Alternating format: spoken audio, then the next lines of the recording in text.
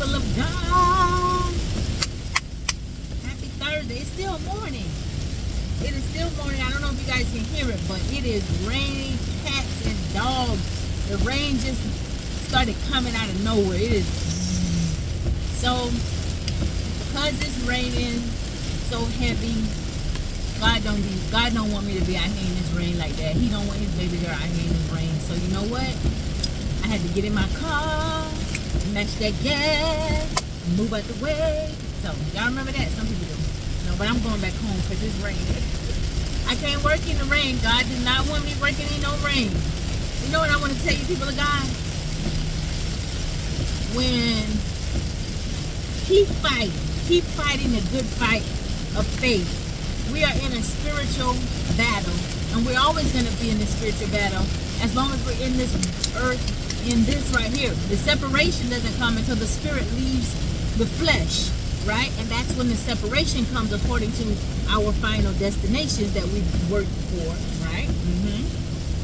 But something a brother said to me last night, he said he notices that whenever you made up in your decision to do right, and you, how can I say it if I remember his word, he said when you've gotten far on the other side of doing right, and you've turned away from doing wrong, or you've gotten to the place where you've come out of all the wrong and you're doing right, he said what he notices is like wrong, everything that's on that wrong side, or that was left behind, or even sometimes your path, will come and try to pull you back, right? Pulls back. So the battle is for the soul. If you think about it, when you really think about it, anything's trying to pull you back is battling. It's like it's a war for our soul. And I was like, that does make a lot of sense. And so this is why we often call it the good fight of faith, walking by faith. And once we've taken that up, the Lord as our Savior, and we're walking on this thin line, broad is the way to hell, narrow is the path and the gate to righteousness. And so it's so easy to do what's wrong. It's effortless to do what's wrong, but doing what's right, it is a battle, because you have to stand for something. If you don't stand for something, then you can easily fall to the left by the wayside, or fall for anything, And so when you stand for something, you're not going to tolerate certain things. You're not going to go some of the places you used to go. Not going to do some of the things you used to do. You're just going to be walking by this standard, and you're still not perfect, but you're going to keep trying to perfect yourself. We keep striving for perfection daily, and we're going to keep striving to perfect ourselves. We're going to keep striving to perfect ourselves, right? And so the battle is those forces that want to pull us back to an old nature, or back to in a place that is not pleasing to God, back to a certain attitude or a certain addiction, or a certain thing that it sets us apart from God. And so as we keep living, think it not strange, when there are certain forces that come to try to provoke you to anger, or try to make you fearful, or try to make you feel like standing for the right thing, you're boring, or make you feel like, your life is, you're corny, you're whack, or you're not okay, you don't have the nicer things. Because see, when you really adopt the ways of God and get more closer, the closer you get to God, you like the things of the world, the material things and all of that, it really don't mean much to you. Like you might like nice things or whatever, but they don't really mean a lot to you, because you realize, the more you learn about where we came from, you learn that this earth is not our final resting place.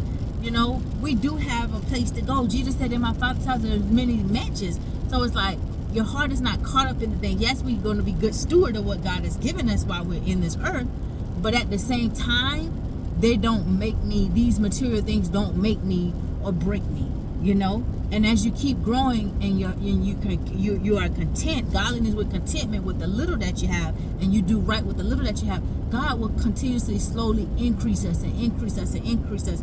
And as he increases you and you're able to go and do more, or you're able to do things that you weren't able to do before, it's like sometimes you'll see some things that you may have wanted when you had less than you currently have. You'll be like, I'm so glad I wasn't able to get that, or I'm so glad I didn't get that back then, because now where my mindset is like, it really wasn't a need, it was just a want, and that want would have put me back behind or further in debt, you know, or would have put me in a place where I had to do work even harder just to supply that need, just to maintain that need, or something like that. You know, you learn that when I leave here, it's just these material things, they're still going to stay here in the earth. It's just for me to utilize and have fun with these things now while I'm in the earth. But it's not for me to let these things make me look down on my brothers and sisters who don't have certain things, or get angry with my brothers and sisters who may have certain things that I don't have.